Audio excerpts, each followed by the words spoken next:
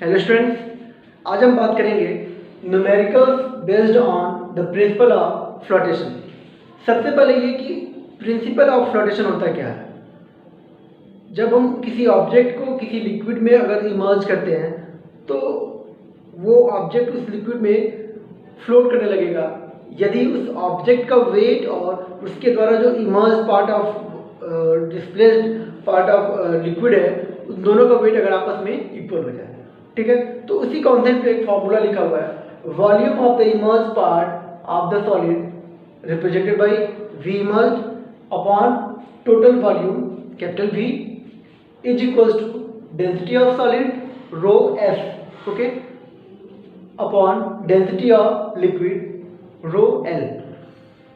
अब एक न्यूमेरिकल लिखा हुआ, a solid floats with 1/5 of its volume above water, find density of the solid.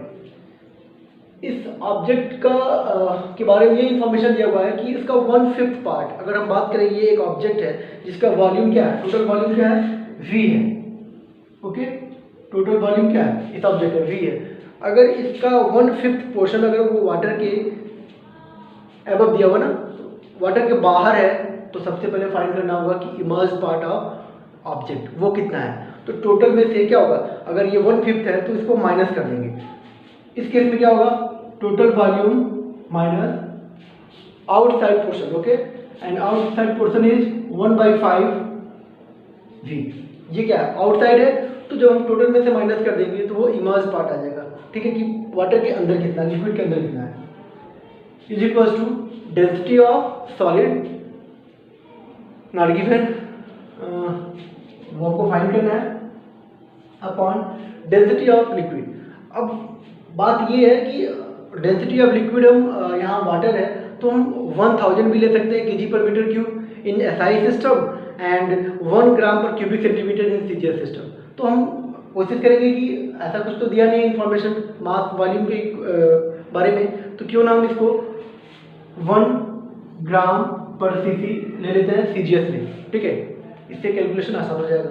Now V into 5V minus 1V upon 5 divided by V, okay, is equals to rho of solid upon 1 gram per cc। अब यहाँ से 5 minus 1 then we have 4/5 V upon V equal rho of solid upon 1 gram per cubic centimetre. अब यहाँ से V cancel, okay, now we है 4/5 equals rho of solid, okay, density of solid upon density of liquid is given 1 gram per cubic centimetre.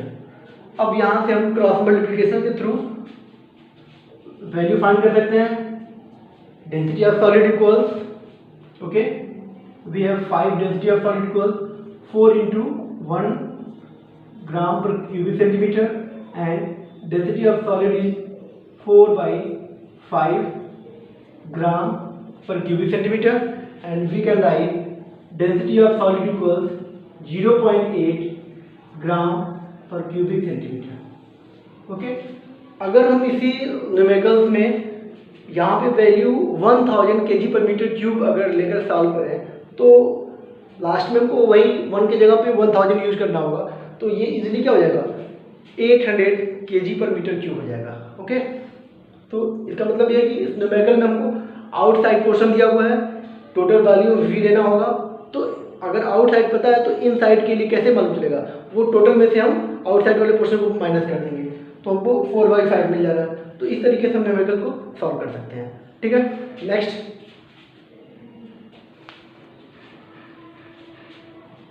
Second numerical.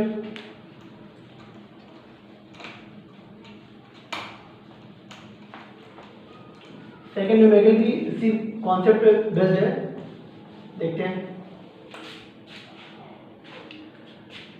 A block of wood has a mass of 3.6 kg, mass is given, okay, 3.6 kg। It's volume is 0.0048 metre cube. Find the volume of blocks below the water surface and find the density of wood.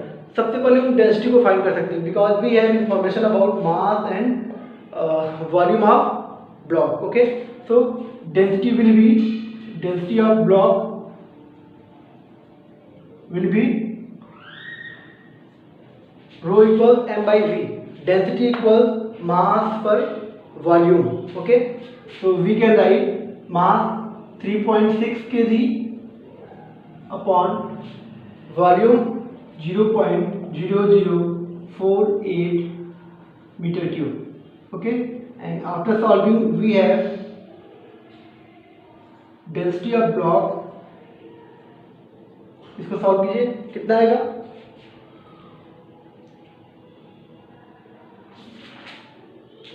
ये solve करने में आएगा 750 kg per metre cube. Okay, तो इस तरीके से हम यहाँ पे हम डेंसिटी ऑफ ब्लॉक तो फाइंड कर लिए. ठीक है, इजी था, मास दिया हुआ है, वॉल्यूम दिया हुआ है, तो डेंसिटी फाइंड कर सकते हैं. अब इसका जो सेकेंड पार्ट है, find the volume of block below the water surface, मतलब वही इमर्ज पार्ट फाइंड करना है. ठीक है, तो ये तो स्टेप फर्स्ट हो गया. ठीक है, जो बहुत ईजी है. लेकिन इसका जो सेकंड पार्ट है, स्टेप सेकंड जो होगा वो क्या होगा? बिल्कुल इस फॉर्मूले को अगर हम देखें तो V emerge upon total volume equal density of solid upon density of liquid. Okay, अब यहाँ सॉलिड की जगह पे क्या कर सकते हैं? हम ब्लॉक लिख सकते हैं, डेंसिटी ऑफ ब्लॉक. ठीक है, यही फॉर्मूला हो गया. अब इस फॉर्मूले के अकॉर्डिंग हम वैल्यू को पुट करने की कोशिश करते हैं. सबसे पहले देखा है कि इमर्ज पार्ट को फाइंड ही करना है. ओके, तो V i is not given upon total volume is given 0.0048 metre cube equal density of block 750 kg per metre cube divided by density of liquid. अब वो लिक्विड है क्या? Yes, below the water surface, मतलब वो liquid water है. In this case we can take the value of density of water 1000 because all values are given in SI system. तो SI system में 1000 and CGS में 1 होगा, तो हम यहाँ एसआई सिस्टम में यूज करना होगा. Then we can write 1000 kg per metre cube. ठीक है, आप चाहो तो इसको कैंसिल कर सकते हो यूनिट्स को, कोई दिक्कत नहीं. Now V i equals we can write 700 cancel. Okay, 75/100 we can write 3/4. Okay, 25 से अगर देखा जाए तो ये आएगा 3/4. Now divided by 0.0048 metre cube. Now after solving we have 3/4. ये इधर आएगा तो मल्टीप्लिकेशन फिर करना होगा. ये आएगा 0. Multiply by 0.0048 metre cube. अब इसको आप इजीली सॉल्व करोगे तो इसकी वैल्यू आ जाएगी. अब इसको अगर देखें सॉल्व करना चाहें तो ऐसे भी देख सकते हैं कि ये वैल्यू कितनी है? 0.0048 मीटर क्यूब.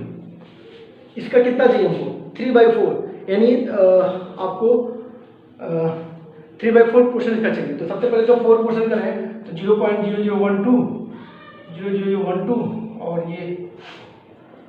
ठीक है, आप देखोगे अब इसमें 4 पार्ट में इसको डिवाइड कर दिए. इसका 3 पार्ट सबको चाहिए, तो 3 पार्ट कितने होंगे? 0.0036 मीटर क्यूब. आप कैलकुलेशन करके वैसे भी सॉल्व कर सकते हो, और इजीली अगर ऐसे देखो तो आप इसकी वैल्यू कितना पाओगे? 0.0036 मीटर क्यूब. तो जो इमर्ज पार्ट होगा उस ऑब्जेक्ट का, टोटल वॉल्यूम दिया हुआ 0.0048. अब पूरी तरह से तो वो वाटर के अंदर है नहीं, उसका कुछ पोर्शन वाटर के अंदर है जिसकी वजह से वाटर डिस्प्लेस हुआ है. ठीक है, तो वो कितना है? जो इमर्ज पार्ट है वो एक्चुअली कितना है? 0.0036 मीटर क्यूब. तो इस तरीके से आप चाहो तो इसको आप वापस इस फॉर्मूले में वी आई की वैल्यू पुट कर दो, वी की वैल्यू आपको 0.0048 पुट कर लो, डेंसिटी की वैल्यू डेंसिटी ऑफ लिक्विड दिया हुआ है, इसको आप 1000 पुट करो, तो देखोगे आपको जो डेंसिटी ऑफ ब्लॉक होगा वो बिल्कुल 750 ही आएगा। अगर आ रहा है तो वो ये क्रॉस चेक भी कर सकते हो। Okay, thank you.